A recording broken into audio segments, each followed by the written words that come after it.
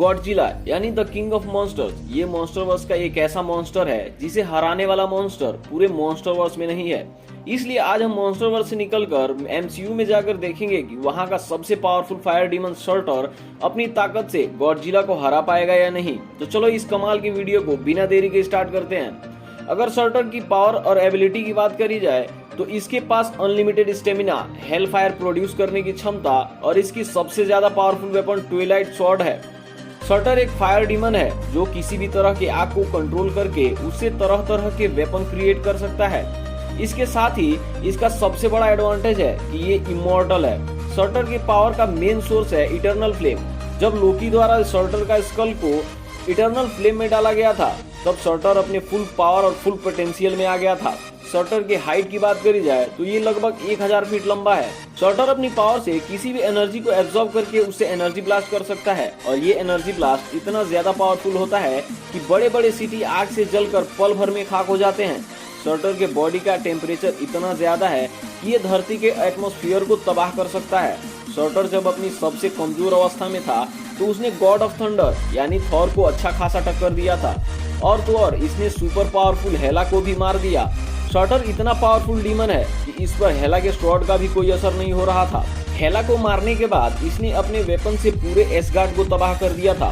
Shorter का ये weapon आग से बना एक ऐसा स्वॉर्ड है जिसे अपनी मर्जी से ये जब चाहे तब छोटा बड़ा कर सकता है और एक जगह पर खड़े होकर किसी भी प्लेनेट को डिस्ट्रॉय कर सकता है। अब बात करते हैं बर्निंग गॉडजिला के पावर्स की। बर्निंग गॉडजिला मॉन्स्टरवर्स का सबसे पावरफुल मॉन्स्टर है जिसे अभी तक कोई नहीं हरा पाया है। ये इतना ज्यादा ओवर पावर्ड है कि इसने अपने पावर से मॉन्स्टरवर्स के लगभग सभी मॉन्स्टर्स को धूल चटाया है। इस पर किंग गिडोरा के ग्रेविटी बीम का भी कुछ खास असर नहीं हुआ था और किंग गिडोरा के सर को उखाड़कर इसने स्पेस में फेंक दिया था। यहाँ तक कि कॉन्ग और रोडन भी इसकी पावर्स के आगे टिक नहीं पा रहे थे। बर्निंग गॉडजिला एक अल्फा प्रेडिटर है और इसी वजह से ये सभी मॉन्स्टर्स को कंट्रोल करता है और इसी कारण से इसे द किंग ऑफ मॉन्स्टर्स भी कहा जाता है। ये रेडिएशन को फूड सोर्स की तरह एब्जॉर्ब करता है और एनर्जी प्रोड्यूस करता है। इसका हाइट लगभग 400 फीट है और वजन लगभग 1000 टन है। इसकी बॉडी से निकला थर्मोन्यूक्लियर पल्स बड़े से बड़े बिल्डिंग को आसानी से पिघला सकती है। गॉडजिला का सबसे स्ट्रॉन्गेस्ट अटैक है एटॉमिक ब्रेथ, जिसकी हेल्प से इसने धरती के सरफेस को चीरकर अर्थ के कोर तक पहुंचा दिया था। बर्निंग गॉडजिला के ऊपर किसी भी ह्यूमन मेड वेपन का कोई असर नहीं होता है। अब बर्निंग गॉडजिला और सर्टर के बीच अगर फाइट हो तो बर्निंग गॉडजिला अपनी एटॉमिक ब्रेथ से सर्टर के ऊपर बार बार हमला करेगा, लेकिन सर्टर पर इसका कुछ खास असर नहीं होगा क्योंकि सर्टर फायर का ही बना हुआ है। गॉडजिला बार बार अपनी एटॉमिक ब्रेथ को छोड़ेगा तो उसकी पावर कमजोर पड़ जाएगी और सर्टर अपनी ओवर हीटेड पावर से गॉडजिला को आसानी से डिफीट कर देगा या फिर सर्टर अपनी ट्वाइलाइट स्वॉर्ड से गॉडजिला को बीच से ही फाड़ देगा।